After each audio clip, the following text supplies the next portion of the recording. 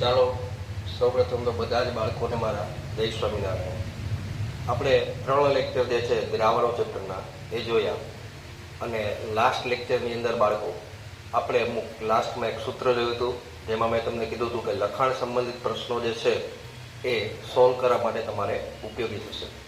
તો એ સૂત્ર જે છે ફરી પાછું એકવાર હું રિપીટ કરી દઉં છું અને 1-2 વધારાના સૂત્રો છે કે જે તમારે દાખલા જે છે એની ગણતરીમાં ઉપયોગી આવશે. તો આપણે પહેલાં જોઈ લઈએ અને પછી ત્યારબાદ છે એ આગળ વધીએ. તો એ જે સૂત્ર હતું બાળકો એ આવું હતું કે ભાઈ મોલાલિટી અને ઘનતા આ 3 વચ્ચેનો સંબંધ જે છે એ હતો.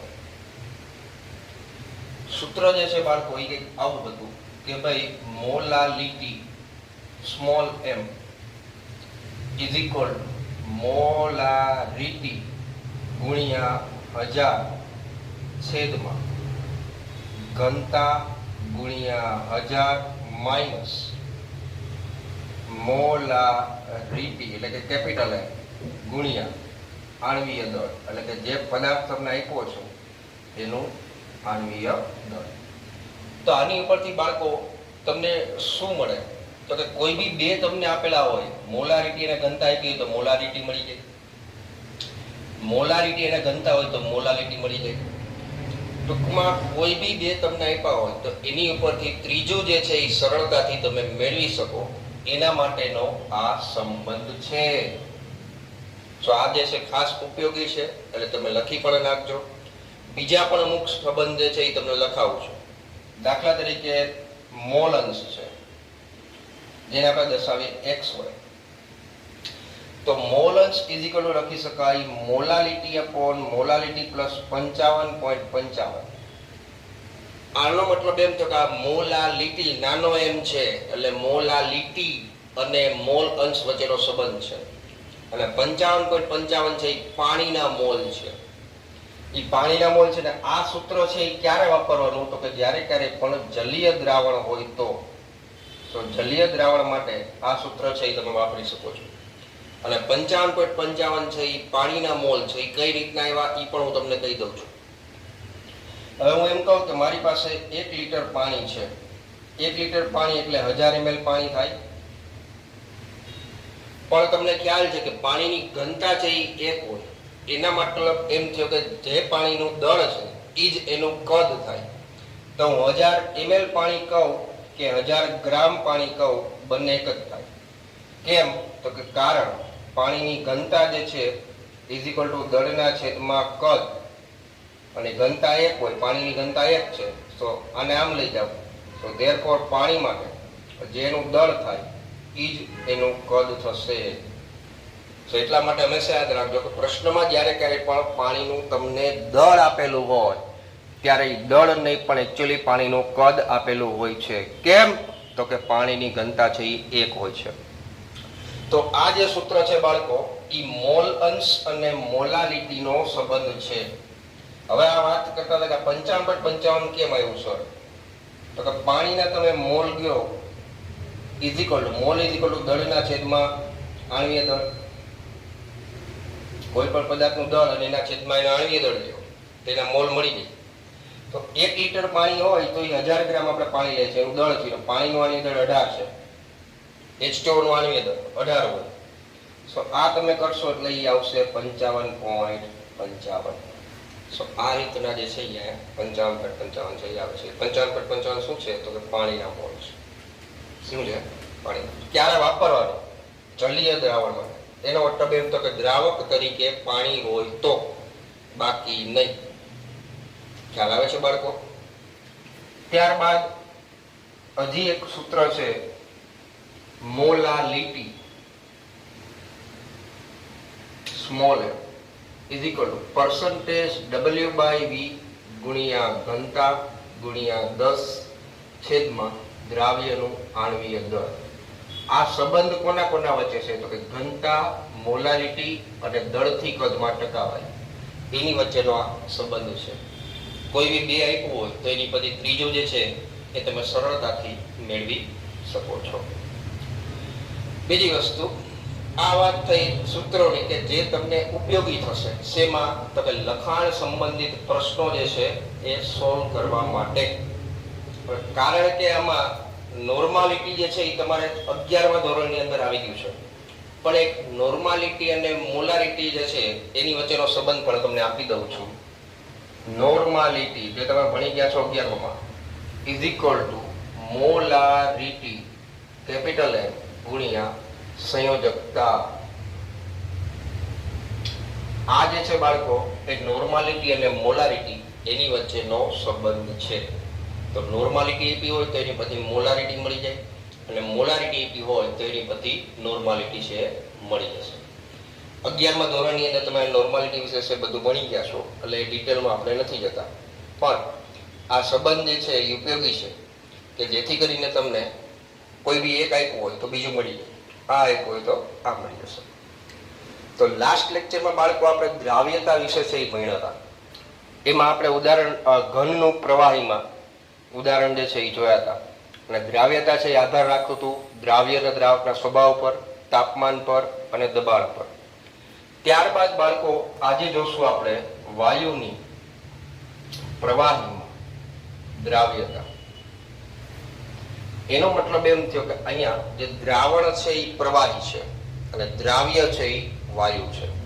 વાયુની પ્રવાહીમાં દ્રાવ્યતા, એનો મતલબ કે વાયુ છે આ દ્રાવ્ય છે અને પ્રવાહી છે એ દ્રાવક છે. સો દ્રાવણ છે એ પ્રવાહી દ્રાવણ થાય. હવે ઘણા બધા વાયુઓ એવા હોય કે જે પાણીમાં દ્રાવ્ય થતા હોય, અને આની પહેલા પણ મેં તમને સમજાવેલું છે કે જ્યારે ક્યારે પણ દ્રાવક તરીકે કંઈ ન આપ્યું હોય ત્યારે તમારે પાણી જે છે દ્રાવક તરીકે લેવાનો છે. અને ન આપ્યું હોય તો એમાં એક શબ્દ ઉમેરો છે જલીય દ્રાવણ. જલીય દ્રાવણનો મતલબ થાય કે દ્રાવક તરીકે પ્રવાહી છે. આ હંમેશા યાદ રાખવું. જલીય દ્રાવણ એનો મતલબ કે દ્રાવક તરીકે પ્રવાહી છે. તો ઘણા વાયુઓ છે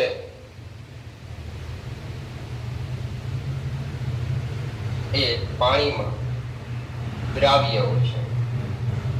વધારે ઓછું હોઈ શકે, અમુક વધારે દ્રાવ્ય થતા હોય, અમુક ઓછા દ્રાવ્ય થતા હોય. દાખલા તરીકે એમ કહું કે O2 વાયુની, ઓક્સિજન વાયુની દ્રાવ્યતા જે છે એ પાણીમાં એટલે H2O માં ઓછી હોય છે. તમને ખ્યાલ હોય તો આપણે ppm ની અંદર વાત કરી કે દરિયાના પાણીમાં દ્રાવ્ય O2 જે છે એની સાંદ્રતા એ આપણે ppm માં દર્શાવે છે. કેમ? તો કે ઓક્સિજન વાયુની પાણીમાં દ્રાવ્યતા જે છે એ ઓછી હોય છે. પણ આ એટલી તો હોય જ કે જે જળચર છે, જળચર એનો મતલબ કે પાણીની અંદર રહેતા હોય, માછલી છે એ બધા, તો એમના માટે એમનું જીવન જે છે ટકાવી રાખે એટલું તો એ દ્રાવ્ય અવસ્થામાં હોય જ. સો કવિ એવું કહેવા માંગે છે કે ભાઈ જળચરને ટકાવી રાખવા માટે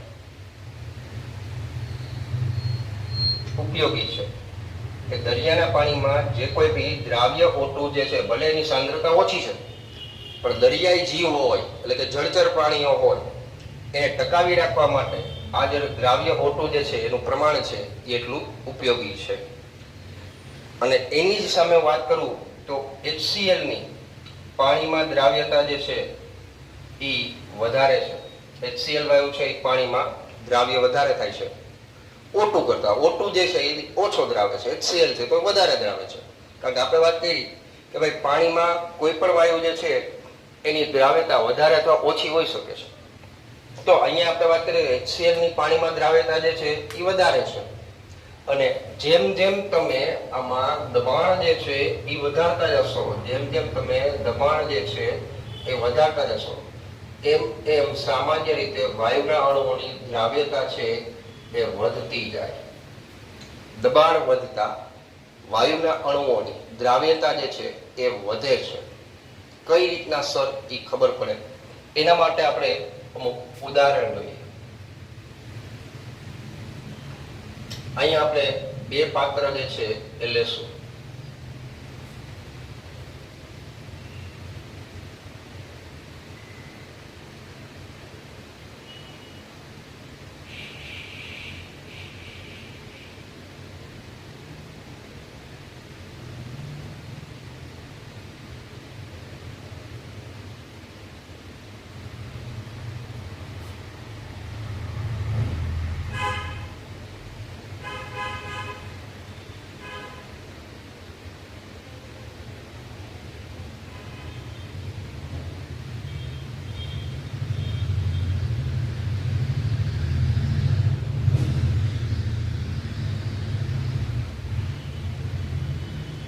આને કહેશું W1, આને કહેશું W2, આને કહેશું W3. આ જે છે એને આપણે કહેશું પિસ્ટન. આ જે છે નીચે એ પ્રવાહી દ્રાવક છે. આને કહી દો પાત્ર A, આને કહી દો પાત્ર B. બંને જે પાત્રો જે છે એના તાપમાન જે છે એ અચળ છે. દાખલા તરીકે આનું તાપમાન જે છે એને કહી દો T, આનું બી તાપમાન છે એને કહી દો T. આનું જે દબાણ જે છે બાળકો આને કહી દો P1 અને આનું જે દબાણ છે એને કહી દો P2. તો અહીંયા આપણે એમ કહીશું કે P2 is greater than P1. એનો મતલબ કે અહીંયા તમે જો તમે એક પિસ્ટન મૂકેલું છે. પિસ્ટનની પર આ જે છે એ વજન છે જેને બ્લોક્સ કહી શકાય. એ શું કરશે તો કે પિસ્ટન જે છે એને ધકેલશે, ધક્કો મારશે. આ સપાટી પર રહેલા વાયુના અણુઓ છે, સપાટી પર રહેલા વાયુના અણુઓ છે. અહીંયાથી પિસ્ટન જે છે આમ ધકેલશે એટલે આ જે વાયુના અણુઓ છે એ પ્રવાહીની અંદર દાખલ થશે. સો દાખલ થાય એટલે આ જે છે એમાં ધીમે ધીમે દ્રાવ્ય થશે. આ દ્રાવ્ય થયેલા અણુઓ છે. અહીંયા જે છે એક બ્લોક ધક્કો મારે છે એટલે મને દબાણ છે એ ઓછું છે. ત્યારે એની જ સામે બાળકો અહીંયા 3 બ્લોક છે, 3 વજન છે. અહીંયા દબાણ જે છે એ વધારે છે, પ્રેશર જે છે એ વધારે છે. એટલે પ્રેશર વધારે હોય ત્યારે થાય શું તો કે અહીંયા દ્રાવ્ય થતા અણુઓની સંખ્યા જે છે એમાં વધારો થાય.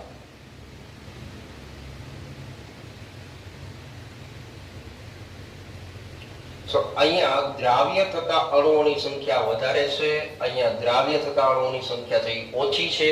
અહીંયા દબાણ ઓછું છે, અહીંયા દબાણ વધારે છે. તો એની પછી કહી શકાય કે દબાણ વધશે તો દ્રાવ્યતામાં પણ શું થાય? વધારો થશે. તો જ્યારે ક્યારેક પણ એમ કહું કે આપણી પાસે કોઈ એક પ્રણાલી છે કે જેનું તાપમાન છે એ T છે અને દબાણ છે એ P છે અને E જે છે એ દ્રાવણ સાથે ગતિશીલ સંતુલનમાં હોય.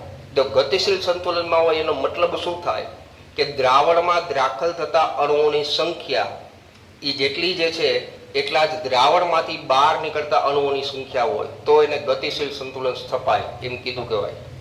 શું ગતિશીલ સંતુલન એટલે શું? તો કે દ્રાવણમાં દાખલ થતા અણુઓની સંખ્યા ઇઝ ઇક્વલ ટુ દ્રાવણમાંથી બહાર નીકળતા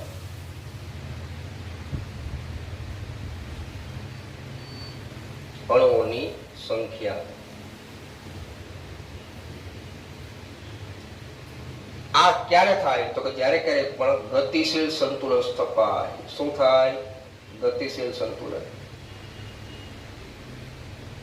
હવે અહીંયા જ્યારે ક્યારે પણ દ્રાવણ જે છે એ દબાણ જે છે એ વધારવામાં આવે ત્યારે પ્રવાહીની સપાટી પર અથડાતા વાયુના અણુઓની સંખ્યા છે એ વધે.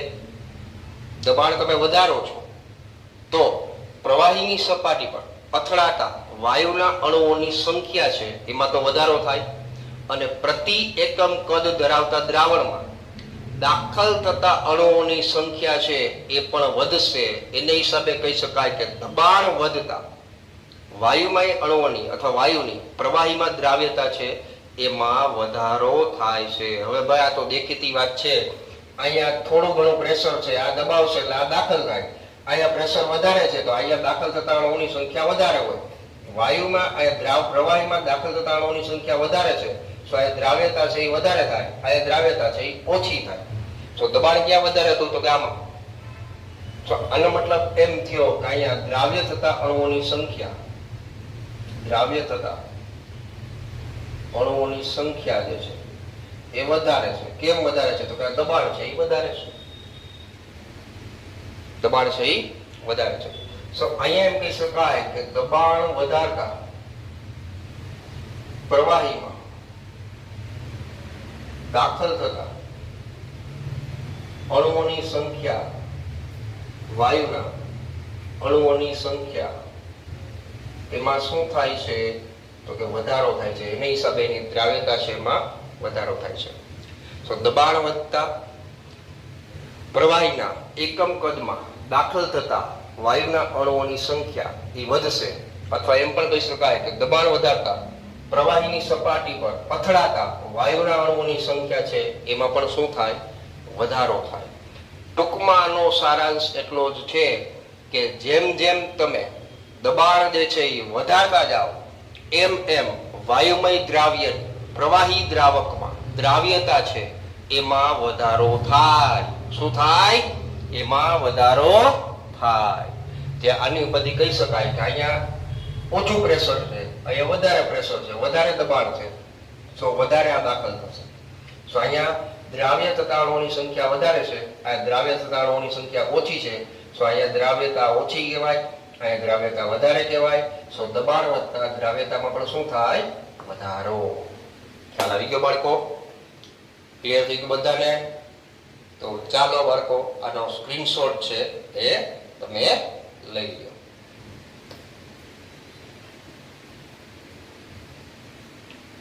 તો બાળકો ત્યારબાદ આપણે જોયું લાસ્ટમાં હમણાં આપણે જોયું કે ભાઈ જેમ જેમ તમે દબાણ છે એ વધારો છો એમ એમ વાયુમય દ્રાવ્યની પ્રવાહી દ્રાવકમાં દ્રાવ્યતા છે એ વધે છે. કેવી થાય છે? વધે છે. દેખીતી વાત છે, જેમ તમે વધારે પ્રેશર આપો એમ એમ દ્રાવ્યતા છે એ વધુ થશે. દ્રાવ્યતા વધારેનો મતલબ શું થયો? કે પ્રવાહીમાં દાખલ થતા અણુઓની સંખ્યા છે એમાં વધારો થાય એટલે દ્રાવ્યતા છે એ વધે છે. ત્યારબાદ બાળકો સરસ મજાનો ટોપિક જે છે એ આપણે જોઈએ, હેનરીભાઈનો નિયમ.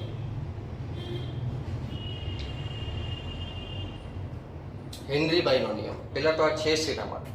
તો કે વાયુમય દ્રાવ્યની પ્રવાહી દ્રાવકમાં દ્રાવ્યતા માટે છે. આ નિયમ શેના માટે છે? તો કે વાયુમય દ્રાવ્યની પ્રવાહી દ્રાવકમાં દ્રાવ્યતા માટે. ટૂંકમાં જે દ્રાવ્ય છે એ વાયુ છે અને દ્રાવક છે એ પ્રવાહી છે. હેનરીભાઈએ એવું કીધું કે વાયુમય દ્રાવ્યની પ્રવાહી દ્રાવકમાં દ્રાવ્યતા ક્યારે? તો કે અચળ તાપમાને. ક્યારે? અચળ તાપમાને. પાછો વાર કહું છું, અચળ તાપમાને વાયુમય દ્રાવ્યની પ્રવાહી દ્રાવકમાં દ્રાવ્યતા છે એ દ્રાવણ પર રહેલા વાયુના આંશિક દબાણના સમપ્રમાણમાં હોય. પાછો કરું, રિપીટ કરું છું બાળકો. અચળ તાપમાને વાયુમય દ્રાવ્યની પ્રવાહી દ્રાવકમાં દ્રાવ્યતા એ દ્રાવણ પર રહેલા વાયુના આંશિક દબાણના સમપ્રમાણમાં હોય. સો હેનરીભાઈનો નિયમ છે ને આ રીતના કહી શકાય કે અચળ તાપમાને અથવા નિયત તાપમાને વાયુમય દ્રાવ્યની પ્રવાહી દ્રાવકમાં દ્રાવ્યતા દ્રાવણ પર રહેલા વાયુના આંશિક દબાણના સમપ્રમાણમાં હોય.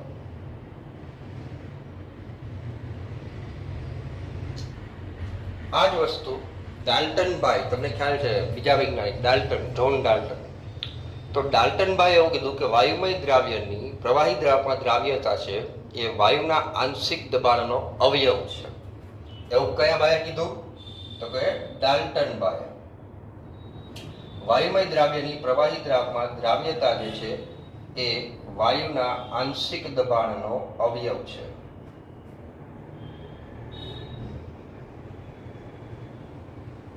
તો જો અહીંયા દ્રાવ્યતા જે છે એના બદલે મોલ અંશને ગણતરીમાં લઈએ. શેને ગણતરીમાં લઈએ? મોલ અંશને. તો એમ પણ કહી શકાય કે દ્રાવણમાં રહેલા વાયુના મોલ અંશ, દ્રાવણમાં રહેલા વાયુના મોલ અંશ જે છે એ વાયુના આંશિક દબાણ જે છે એના સમપ્રમાણમાં પણ કહી શકાય. અથવા હેનરીના નિયમને આ રીતના પણ રજૂઆત કરી શકાય. કઈ રીતના? તો કે બાષ્પ અવસ્થામાં વાયુનું આંશિક દબાણ જે છે એ દ્રાવણમાંના વાયુના મોલ અંશના સમપ્રમાણમાં હોય. સો હેનરીના નિયમની રજૂઆત આ રીતના પણ કહી શકાય. કઈ રીતના? તો કે બાષ્પ અવસ્થામાં વાયુનું આંશિક દબાણ, બાષ્પ અવસ્થામાં વાયુનું આંશિક દબાણ એ દ્રાવણમાંના વાયુના મોલ અંશના સમપ્રમાણમાં હોય.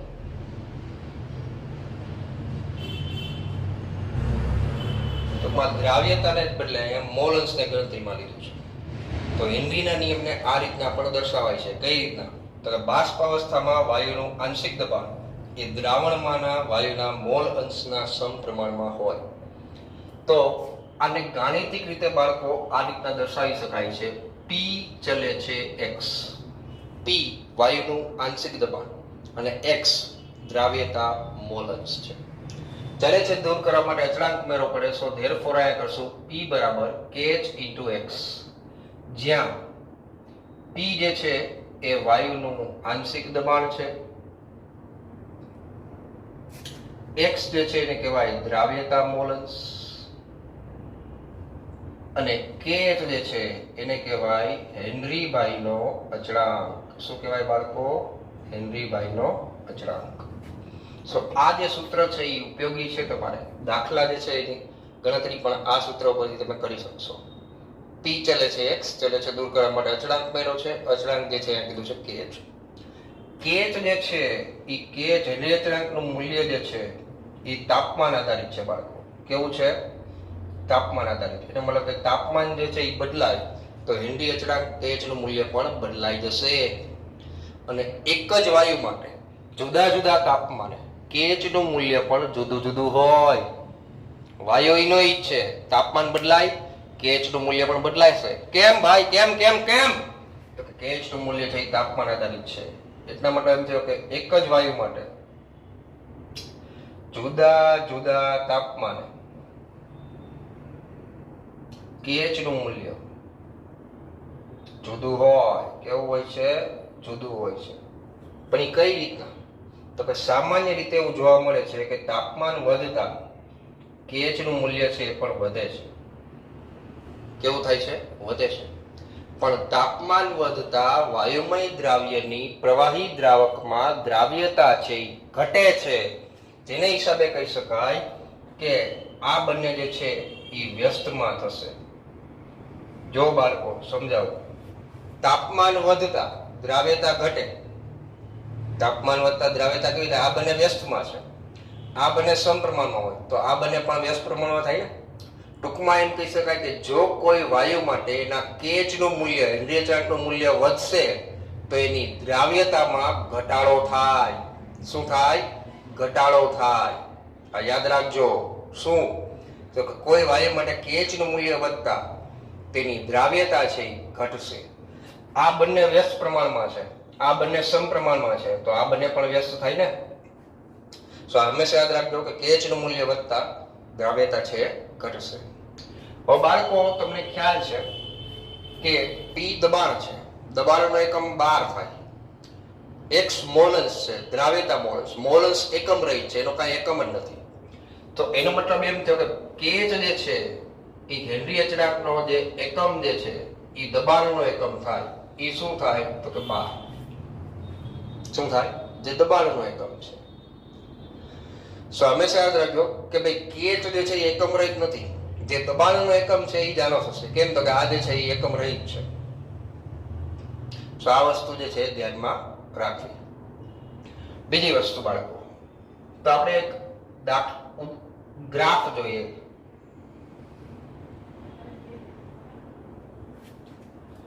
પી ચલે છે એક્સ. અહીંયા HCl વાયુનું આંશિક દબાણ અને HCl વાયુના સાયક્લોહેક્ઝેન દ્રાવકમાં મોલ અંશ x અને અહીંયા p. અહીંયા 0, 0.01, 0.02, 0.03, અહીંયા 500, અહીંયા 1000, અહીંયા 1500. ટોર જે છે એ પણ દબાણનો જ એક એકમ છે. તો જ્યારે ક્યારેક પણ આ પી ચલે છે એક્સ, એનો આલેખ જે છે એ આપણે જોઈએ તો એ આલેખ છે એ તમને સીધી લીટીમાં મળશે આ રીતના.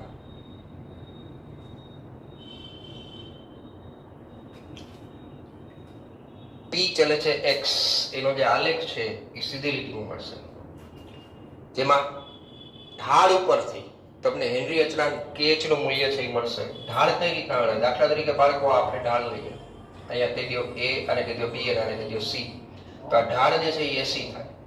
સો અહીંયા ઢાળ AC બરાબર AB એટલે કે આ, એના છેદમાં BC એટલે કે આ.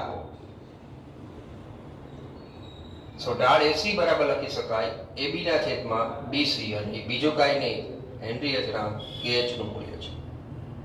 સો અહીંયા જે ઢાળ જે છે આ લેખમાં એ બીજું કાંઈ નથી પણ હેનરી અચળાંક KH નું મૂલ્ય છે એ આપે છે. સો પહેલી વાત, KH જે છે એનો એકમ છે, જે દબાણનો એકમ છે, 12 છે. એક જ વાયુ માટે જુદા જુદા તાપમાને KH નું મૂલ્ય પણ જુદું જુદું હશે. તાપમાન બદલાય, KH નું મૂલ્ય પણ બદલાઈ જશે. તાપમાન વધતા હેનરી અચળાંક KH નું મૂલ્ય પણ વધશે. પણ તાપમાને દ્રાવ્યતા વ્યસ્તમાં હોય, સો આ બંને પણ વ્યસ્તમાં થશે. અને KH નો એકમ શું છે તો કે 12 છે. શું છે? 12. સો આ હતું હેનરી નો નિયમ. જે ખાસ નિયમ સ્ટેટમેન્ટ છે એ ધ્યાનમાં રાખજો કે બાષ્પ અવસ્થામાં વાયુનું આંશિક દબાણ છે એ દ્રાવણમાંના વાયુના મોલ અંશના સમપ્રમાણમાં હોય છે. આંશિક દબાણ અને મોલ અંશ સમપ્રમાણમાં છે. X છે એને કહેવાય દ્રાવ્યતા મોલ અંશ, P છે એને કહેવાય આંશિક દબાણ, KH છે એને કહેવાય હેનરી અચળાંક. ખ્યાલ આવ્યો બાળકો? અને હેનરીનો નિયમ શેના માટે છે તો કે વાયુમય દ્રાવ્યની પ્રવાહી દ્રાવકમાં દ્રાવ્યતા માટે છે. અહીંયા દ્રાવ્ય છે એ વાયુ છે, દ્રાવક છે એ પ્રવાહી છે. સો આ સંબંધ જે છે એ 1 માર્ક MCQ તરીકે પૂછાય છે, ખાસ ધ્યાન રાખજો. અને આલેખની અંદર ઢાળ જે છે એ હેનરી અચળાંક KH નું મૂલ્ય છે એ તમને આપે છે. ખ્યાલ આવી ગયો બાળકો આટલો? સો બધા જે છે એકવાર સ્ક્રીનશોટ છે આનો એ લઈ લ્યો. તો બાળકો હેનરીનો નિયમ છે એ આપણે જોયો. ત્યારબાદ કોયડો દાખલો 2.4 જે છે એ હું તમને અહીંયા કરાવું છું. તો કોયડો ઉદાહરણ 2.4 જે છે આપણે જોઈએ. એમાં ગીવન પ્રશ્નમાં શું આપેલું છે પહેલા તો એ જોઈએ. જો નાઇટ્રોજન વાયુને 293 કેલ્વિન તાપમાને પાણીમાંથી પસાર કરવામાં આવે, તાપમાન આપ્યું છે 293 કેલ્વિન, તો 1 લીટર પાણીમાં પાણીનું કદ જે છે એ પણ આપ્યું છે 1 લીટર. કેટલા મિલીમોલ N2 વાયુ ઓગળશે? નાઇટ્રોજન N2 ના મિલીમોલ જે છે એ તમારે ગોતવાના છે. એવું ધારો કે નાઇટ્રોજન છે એનું આંશિક દબાણ 0.987 P of N2 એટલે કે નાઇટ્રોજનનું આંશિક દબાણ 0.987 બાર. આ તમને પ્રશ્નમાં આપ્યું છે. નાઇટ્રોજન માટે 293 કેલ્વિન તાપમાને હેનરીના નિયમનો અચળાંક, હેનરીના નિયમનો અચળાંક એટલે KH, આનું મૂલ્ય પણ આપેલું છે 76.48 કિલોબાર. કિલોબાર આપેલું છે, બરાબર છે? આટલું પ્રશ્નમાં તમને બાળકો આપેલું છે. તમારે ગોતવાનું શું છે તો કે નાઇટ્રોજનના મિલીમોલ ગોતવાના છે. તો બાળકો કઈ રીતના આને સોલ્વ કરાય એ જોઈએ આપણે. સૌથી પહેલી વાત તો કે હેનરીના નિયમ પ્રમાણે, હેનરીભાઈના નિયમ પ્રમાણે P of N2 ચલે છે X of N2 લખી શકાય. P ચલે છે X. So therefore P of N2 is equal to KH into X of N2 લખી શકાય. KH એટલે હેનરી અચળાંક. તમારે જોઈએ છે મિલીમોલ. P of N2 છે, KH પણ છે. આ બંને કિંમત આપણી પાસે છે. તો એ બંને કિંમત જે છે એ આપણી પાસે છે. તો એની પરથી આ હોય તો આ હોય અને આ હોય તો X of N2 મળી જાય. So therefore X of N2 બરાબર P of N2 છેદમાં KH. આ બારમાં છે, આ કિલો બારમાં છે. તો કાં તો આને કિલો બારમાં ફેરવાય, કાં આને બારમાં ફેરવાય. આને આપણે બારમાં કિલો બારમાંથી બારમાં ફેરવી નાખીએ તો 76.48 ગુણ્યા 10⁻³ બાર થઈ જશે. કિલો બાર છે એટલે 10⁻³ થયું છે. સો આ કિંમત જે છે એ તમે મૂકો એટલે આ થઈ જશે 0.987 એના છેદમાં 76.48 ગુણ્યા 10⁻3. તો બાળકો આની ગણતરી જે છે એ આપણે કરીએ. હું અહીંયા મોબાઈલમાં જે કેલ્ક્યુલેટર જે છે એમાંથી આની ગણતરી કરું છું. 0.987 ભાગ્યા 76.48 એટલે આ બાળકો આવે છે 0.01290. આ 10⁻3 ઉપર જાય એટલે 10⁻³ થઈ જશે.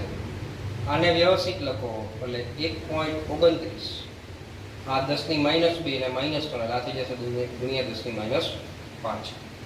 x ઓફ n2 એના માટે નાઇટ્રોજનના મોલ્સ જે છે બાળકો એ તમને મળી ગયા છે. નાઇટ્રોજનના મોલ્સ છે એ મળી ગયા. તો એ મોલ્સ એટલે છે શું બેઝિકલી? તો કે ભાઈ x ઓફ n2 નાઇટ્રોજનના મોલ. મોલ્સ એટલે ઘટકના મોલ છેદમાં કુલ મોલ. છેદમાં કુલ મોલ. કુલ મોલ ની અંદર બે ઘટકો છે, એક નાઇટ્રોજન છે અને બીજો પાણી છે. તો આને આમ લખી શકાય કે નાઇટ્રોજનના મોલ છેદમાં n2 ના મોલ પ્લસ પાણીના મોલ. x ઓફ n2 આ કિંમત આપણી પાસે છે, I નથી ને I નથી. આ તો મૂળ પ્રશ્ન છે. નાઇટ્રોજનના મોલ ગોતવાના છે, એ તો મૂળ પ્રશ્ન છે. પાણીના મોલ મેળવી લઈએ તો કંઈક થાય. હવે નાઇટ્રોજન છે એ વાયુ છે અને પાણી છે એ પ્રવાહી છે. આ દ્રાવ્ય છે અને આ દ્રાવક છે. પાણીના મોલ માટે આપણે શું કરશું? તો કે પાણીનું કદ આપ્યું છે. પણ બાળકો મેં તમને કીધું હતું કે પાણીનું કદ જે છે એ કદ નથી, એનું દળ છે. કેમ? તો કે પાણીની ઘનતા 1 હોય. તો એમ કહી શકાય કે H2O નું કદ એ 1 લિટર છે, એટલે કે 1000 ml છે. ઇઝિકલ લખી શકાય 1000 ગ્રામ. 1000 ml પાણી એટલે 1000 ગ્રામ પાણી. કેમ? તો કે પાણીની ઘનતા ઇઝિકલ ટુ દળના છેદમાં કદ એ 1 હોય. સો ધેરફોર જેનું દળ થાય આ નામ લઈ જાઓ, એ જેનું કદ હશે. સો પાણી માટે હંમેશા યાદ રાખવું કે ભાઈ 1000 ગ્રામ પાણી કહો કે 1000 ml પાણી કહો, બે એક જ છે. કેમ? તો કે એની ઘનતા 1 છે. આને આમ લઈ જાઓ તો જેનું દળ થાય જેનું કદ થાય. ટૂંકમાં પ્રશ્નમાં ક્યારેય પણ પાણીનું કદ આપેલું હોય તો એ કદ નહીં પણ એ પાણીનું દળ આપેલું છે. સો પાણીના મોલ તમે મેળવો, તેનું દળ છે આપણી પાસે, દળના છેદમાં એનું આણ્વીય દળ કેટલું છે? તો કે 1000. એનું આણ્વીય દળ કેટલું હોય પાણીનું? તો કે ઓક્સિજનનું 16 ને આના 2 એટલે આ થઈ જશે 18. 1000 ના છેદમાં 18 કેટલું? આ થશે 55.55 મોલ. સો પાણીના મોલ આપણને મળી ગયા છે. આ આપણી પાસે છે. તો N2 ના મોલ, N2 દ્રાવ્ય છે, પણ આપણી પાસે છે નહીં તો આપણે ધારી લઈએ. ધારો H2O ના મોલ પાણીના N2 ના મોલ બરાબર x છે. કેટલા છે? x. તો આ આપણે ધારેલું છે નાઇટ્રોજનના મોલ. પાણીના મોલ આપણે મેળવા છે. x ઓફ n2 આપણી પાસે છે, તો બધી કિંમત મૂકો. સો therefore x of n2 એટલે એ થઈ જશે 1.29 ગુણ્યા 10⁻5 equal to x upon x plus 55.55. x જે છે એ વાયુ દ્રાવ્ય છે એના મોલ છે, એટલે 55.55 છે દ્રાવક પાણીના મોલ છે. હવે બાળકો અહીંયા આ દ્રાવ્યના મોલ છે, આ દ્રાવકના મોલ છે. જો હું એમ કહું કે ભાઈ x is very very very very very very very less than 55.55 હોય તો x ને અવગણતા. સર એવું કેમ કર્યું? શું કામ કર્યું એ હમણાં લાસ્ટમાં હું તમને સમજાવું છું, દાખલો પૂરો થાય ત્યારે. જ્યારે ક્યારે પણ દ્રાવ્યના મોલ છે એ બહુ ઓછા હોય દ્રાવકના મોલની સાપેક્ષ, ત્યારે એને અવગણવાના. સર નો અવગણી તો ફેર કાંઈ નહીં પડે, પણ તમારે ગણતરી જે છે એ લાંબી થઈ જશે. એટલે આ કોના જેવું છે? માની લો કે કોઈ વ્યક્તિ જે છે એ 5 કરોડનો બંગલો લેવા જાય, તો જે વ્યક્તિ પાસેથી 5 કરોડનો બંગલો લઈને એમનો કે ભાઈ કે મને 1 રૂપિયો ઓછો કરી દે ને ભાઈ. કેમ? તો કે 5 કરોડના સાપેક્ષ 1 રૂપિયો છે એ બહુ નજીવી કિંમત કહેવાય, નગણ્ય કિંમત કહેવાય. સો એનો મતલબ એમ તો કે જ્યારે x ની કિંમત છે આના કરતા ઓછી છે, દ્રાવ્યના મોલ છે એ ખૂબ ઓછા છે, ત્યારે તમે x ને આની સાપેક્ષ અવગણી નાખો. સો આને તમે અવગણો તો આ જે છે એ આમ થઈ જશે therefore 1.29 into 10 raised to minus 5 is equal to x upon 55.55 આને અવગણ્યું છે આના સાપેક્ષ therefore આ નામ લઈ જાઓ x બરાબર 55.55 ગુણ્યા 1.29 ગુણ્યા 10 ની minus 5 તો આની ગણતરી બાળકો કરીએ 55.55